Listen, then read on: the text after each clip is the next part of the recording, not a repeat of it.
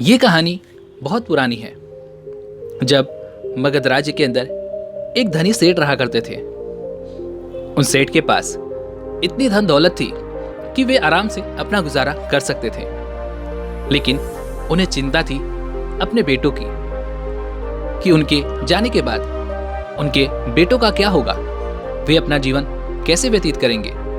और तो और उन्हें यह भी चिंता सताने लगी थी कि उनकी आने वाली पीढ़ी उन्हें कितना धन प्राप्त होगा और वे कैसे अपना जीवन बिता सकेंगे। उस व्यक्ति को यह समझ नहीं आ रहा था कि अपनी पीढ़ियों के लिए वो कैसे धन इकट्ठा करे ताकि उसकी पीढ़ी को कभी भी धन की समस्या ना हो। और इसी कारण वह व्यक्ति बहुत ही चिंतित रहने लगा था। ऐसे ही कुछ दिन बीत गए और एक दिन उस व्यक्ति का एक मित्र उससे मिलने आया। उसे इसकी समस्या के बारे में पता चला तो उसके मित्र ने उस व्यक्ति को कहा कि बस इतनी सी बात है, तुम्हें नहीं पता कि महात्मा बुद्ध हमारे राज्य में पधारे हुए हैं, तुम उनके पास जाओ, वो तुम्हारी समस्या का समाधान अवश्य करेंगे। वह धनी व्यक्ति तुरंत महात्मा बुद्ध के पास गया, उनके चरणों को छूकर प्रणाम किया और फिर उनसे अपनी समस्या बताने लगा। वह कहने लगा कि हे महात्मा बुद्ध, मेरे पास इतना धन हो कि मेरी आने वाली कई पीढ़ियों तक अगर मेरे बच्चे मेरा धन इस्तेमाल करते हैं तो वो धन कभी खत्म ना हो। महात्मा बुद्ध उस धनी व्यक्ति की बात सुनकर मुस्कुरा पड़े। उन्होंने उस व्यक्ति से कहा, ठीक है, बिल्कुल ऐसा ही होगा, लेकिन उससे पहले तुम्हें मेरा एक कहा मानना पड़ेगा। उस पर वह धनी व्यक्ति महात्मा बुद्ध की बात मानने के लिए तैयार हो जाता है कि इस नगर के बाहर वाली जो झोपड़ी है उस परिवार के लोगों के लिए एक दिन का खाने का बंदोबस्त करो। यह सुन वह धनी व्यक्ति बहुत खुश हो गया। उसने तुरंत ही एक दिन के खाने का बंदोबस्त किया और उस झोपड़ी के पास पहुंच गया। जब उसने उस झोपड़ी में जाकर देखा तो वहां पर सिर्फ दो ही लोग थे, एक बूढ़ी सास और उसकी एक जवान बहू। बूढ़ी सास बैठकर ध्यान कर रही थी और जवान बहू वह रसोई में बैठकर अपनी सास और अपने लिए भोजन बना रही थी। उस धनी सेठ की नजर उस बहू पर पड़ी जो कि वहां रसोई में खाना बना रही थी। वह अपने साथ जो राशन का थैला लेकर के गया था वो उसकी तरफ आगे बढ़ाते हुए उस धनी सेठ ने कहा, मैं इस नगर का एक बहुत बड़ा धनी व्यक्ति हूँ और मैं तुम्हारे लिए एक दिन की खाने की सामग्री लेकर आया हूँ। इस पर उस घर की बहू ने उस धनी व्यक्ति के सामने हाथ जोड़े और कहा कि नहीं नहीं, हमें ये नहीं चाहिए, हमारे आज के खाने की व्यवस्था हो चुकी है। उस पर उस धनी व्यक्ति ने कहा कि अच्छा ठीक है, तो तुम इसे रख लो, तुम्हारे कल के खाने की व्यवस्था इससे हो जाएगी। इस पर बहू ने कहा नहीं नहीं, हम इसे नहीं रख सकते। यह सुनकर धनी सेठ ने कहा कि आखिर ऐसा क्यों, मैं तुम्हें एक दिन का राशन दे रहा हूं और तुम इसे लेने से क्यों मना कर रही हो। इस पर उस बहू ने कहा, हम अगले दिन के लिए कभी भी इकट्ठा करके नहीं रखते, हम रोज की व्यवस्था रोज ही करते हैं। बहू की इस बात को सुनकर वह धनी व्यक्ति मन ही मन ये सोचने लगा कि ये कैसे लोग हैं जो अपने भोजन के लिए भी रोज की व्यवस्था रोज करते हैं, और मैं एक ऐसा इंसान हूं जो अपनी पीढ़ियों के लिए भी धन इकट्ठा करना चाहता हूं और इस चिंता में मैं मरा जा रहा हूं। अब उस सेठ को यह भी समझ में आ चुका था कि महात्मा बुद्ध ने आखिर उसे इस झोपड़ी में क्यों भेजा था। वह धनी व्यक्ति वापस अपने घर चला गया और अगले दिन सुबह सुबह वह फिर से महात्मा बुद्ध जी के पास गया।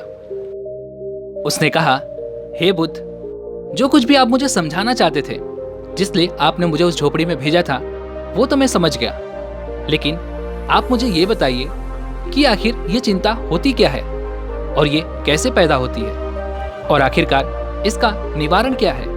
इस पर महात्मा बुद्ध ने कहा कि कल के लिए की जाने वाली चिंता हमारा कल बदले ना बदले, लेकिन ये हमारा आज का दिन, आज का समय और आज की खुशियां जरूर छीन लेता है। चिंता एक ऐसी चीज है जो हमारी हर तरह की खुशियां हमसे छीन लेती है। असल में चिंता का कोई भी वास्तविक रूप नहीं है। चिंता तो एक भाव है जो हमारे आने वाले कल के डर से पैदा होता है। जिन चीजों के लिए हम कुछ भी नहीं कर सकते और ना ही ये हमारे हाथ में है। इन्हीं के बारे में बार बार सोचते रहना और इनको लेकर के दुखी रहना, यही चिंता है।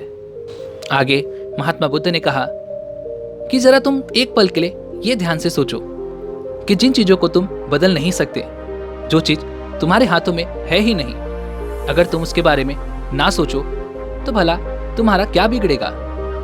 इस पर उस व्यक्ति ने कहा, हे बुद्ध, क्या आप ऐसा कहना चाहते हैं कि हमारे जीवन में जो कुछ भी घटित हो रहा है या फिर जो भी हमारे जीवन में चल रहा है उसको लेकर के हम सोचना ही बंद कर दें? उस धनी व्यक्ति की बातों का जवाब देते हुए महात्मा बुद्ध ने कहा कि हमारे जीवन में जो भी समस्याएं आ चुकी हैं या फिर आने वाली हैं, उसके बारे में सोच विचार कर फैसला लेना और उसका हल निकालना, ये हमारी बुद्धि का धर्म है। लेकिन उसी समस्या के बारे में लगातार सोचते रहना और उसी को लेकर परेशान रहना, ये एक मानसिक बीमारी है। हमारा दिमाग एक यंत्र की तरह काम करता है। जब वह किसी घटना और किसी ऐसी स्थिति के बारे में सोचता रहता है तो वो सिर्फ और सिर्फ उसी के बारे में सोचता रह जाता है और उसी स्थिति में अटक जाता है और उसी विचार को लेकर के वो दिन भर यूं ही सोचता रहता है और वहीं पर ठहर सा जाता है। तो ऐसा विचार हमारे जीवन से हर तरह की खुशियां हमसे छीन लेता है। चिंता करने का एक सीधा सा अर्थ ये भी है कि जो हमारे जीवन में घटित हुआ ही नहीं है उसके बारे में व्यर्थ ही सोचते हुए अपना समय बर्बाद करना, उसको लेकर के परेशान रहना। आगे महात्मा बुद्ध ने उस धनी व्यक्ति की तरफ इशारा करते हुए कहा कि तुम आखिर सोच सोच कर क्या बदलाव ला सकते हो, लेकिन अगर तुम सोचते हुए उन चीजों पर काम भी कर रहे हो तब तुम अपने जीवन में जरूर बदलाव ला सकते हो। लेकिन अगर तुम उस घटना या फिर उस विचार के बारे में सोचना बंद कर दोगे तो भी तुम्हारा कुछ नहीं बिगड़ेगा। तो आखिर भला तुम उस विचार को लेकर के क्यों लगातार सोचते रहते हो, क्यों चिंतित रहते हो? तुम अपने जीवन की सारी खुशियां, सारे सुख अपने हाथों से ही उजाड़ रहे हो।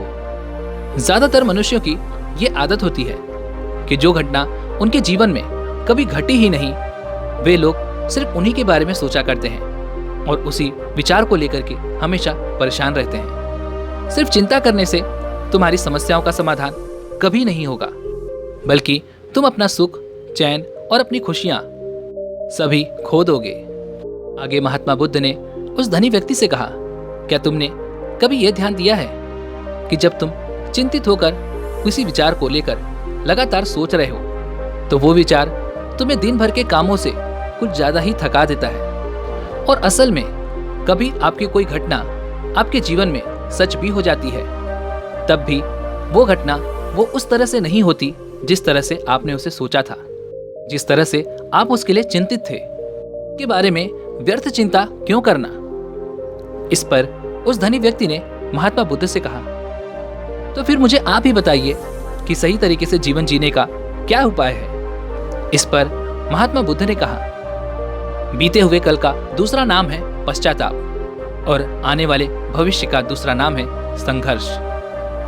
अगर आज हमारे मन में कोई विचार है और वो कल को पूरी नहीं होती तो हमारा मन भविष्य की योजनाएं बनाने में लग जाता है और उसे ये लगने लगता है कि ये सारी इच्छाएं भविष्य में जाकर जरूर पूरी हो जाएंगी। लेकिन जीवन ना तो भविष्य में है और ना ही बीते हुए कल में। असली जीवन तो यही है, ये हमारा बीतता हुआ एक एक क्षण, जिसका अनुभव ही हमें सर्वश्रेष्ठ बनाता है। और मनुष्यों की आदत होती है कि वे ये सब जानते हुए भी इसे स्वीकार नहीं करते। या तो उनका मन बीते हुए कल के यादों में खोया रहता है या फिर आने वाले कल की योजनाओं में, और बस यूं ही एक एक करके वो दिन भी आ जाता है जब हमारा बुलावा आ जाता है। अगर कोई भी मनुष्य इस सच को अपना ले कि ना तो हम बीते हुए कल को बदल सकते हैं और ना ही आने वाले भविष्य को देख सकते हैं, हम तो केवल पूरे धैर्य और साहस के साथ आने वाले भविष्य का स्वागत कर सकते हैं। तो क्या ऐसा करने से हमारे जीवन का हर एक लम्हा, हर एक क्षण खूबसूरत नहीं हो जाएगा, खुशियों से नहीं भर पाएगा?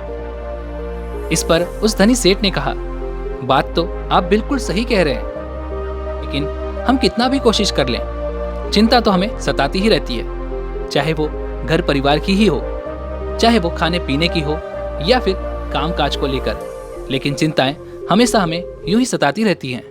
इस पर महात्मा बुद्ध ने कहा, चिंता होना मनुष्य के लिए स्वाभाविक है, लेकिन इस चिंता को चिंतन में बदलना ये हमारा काम है। चलो मैं तुम्हें एक साधारण सी बात बताता हूँ। जब तुम इस दुनिया में नहीं थे, तब भी ये संसार ऐसे ही चल रहा था। तब भी ये समाज, ये प्रकृति ऐसे ही चल रही थी। और जब तुम यहाँ से चले जाओगे, तब भी ये संसार, ये प्रकृति और ये वातावरण सब ऐसे ही रहेगा। इसलिए तुम्हारे आने और जाने से कोई खास फर्क नहीं पड़ा। तुम्हारा आना और तुम्हारा जाना ये भी तुम्हारे हाथ में नहीं है। तुम्हारे हाथ में है तो केवल ये वक्त, जिस वक्त मैं और तुम आपस में बातें कर रहे हैं। ये वक्त जो तुम जी रहे हो, बस यही वक्त तुम्हारे हाथ में है। और हर समय तुम्हारे हाथ में बस यही एक छोटा सा वक्त होगा, और वो कुछ समय बाद गायब भी हो जाएगा। तो तुम ऐसे में क्या करोगे? क्या तुम इस कीमती क्षण को भी चिंता करके यूं ही बर्बाद कर दोगे? महात्मा बुद्ध ने आगे कहा कि मैं तो कहूंगा कि तुम्हें चिंता नहीं बल्कि चिंतन करना चाहिए। मैं तो कहूंगा कि तुम्हें इस समय का इस्तेमाल अधिक से अधिक कार्यों में उपयोग करना चाहिए, जहां पर तुम महान कार्य कर सको, लोगों को खुशियां बांट सको, लोगों के लिए कुछ अच्छा कर सको, लोगों की भलाइयां कर सको। क्योंकि चिंता तुम्हें चिता तक ले जा सकती है और चिंतन तुम्हारे मन को कुंदन बना सकता है। इस पर उस धनी व्यक्ति ने महात्मा बुद्ध से कहा, हे बुद्ध, मैं आपकी बात समझ चुका हूँ। आप कह रहे हैं कि हमें अपने जीवन को बहुत ज़्यादा चिंता में ना जी करके, बल्कि इस हर एक क्षण का इस्तेमाल करना चाहिए, हर एक क्षण को जीना चाहिए, अपने हर पल को पूरी ऊर्जा और आनंद के साथ वर्तमान में रहकर इसका आनंद उठाना चाहिए। तभी सेठ ने आगे कहा, लेकिन बुद्ध, अगर किसी इंसान को चिंता ने घेर लिया हो तो वो इससे निकलने के लिए क्या कर सकता है? इस पर महात्मा बुद्ध ने कहा, क्या तुम कभी किसी बड़ी सुरंग में गए हो?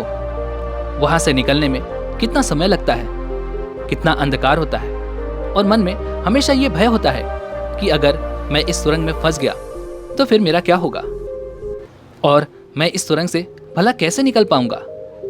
लेकिन अगर तुम शांति से और ध्यान से सोचो तो सुरंग के दूसरे किनारे पर तुम्हें हमेशा प्रकाश अवश्य मिलेगा, और उस प्रकाश तक सिर्फ वही पहुंच सकता है जिसमें उस पूरी सुरंग को पार करने की हिम्मत हो, साहस हो और धैर्य हो। ठीक इसी प्रकार हम भी अपने जीवन में किसी न किसी कारणवश अपने आप को चिंता की इस गहरी और काली सुरंग में फंसा देते हैं, जहां से बाहर निकलने का रास्ता भी हमें नजर नहीं आता, और हमें ये लगने लगता है कि बस अब इस अंधेरी सुरंग में ही हमारा पूरा जीवन समाप्त हो जाएगा। लेकिन हम ये भूल जाते हैं कि सुरंग के दूसरी छोर पर हमें प्रकाश अवश्य मिलेगा, और इसके लिए हमें निरंतर चलते रहना होगा।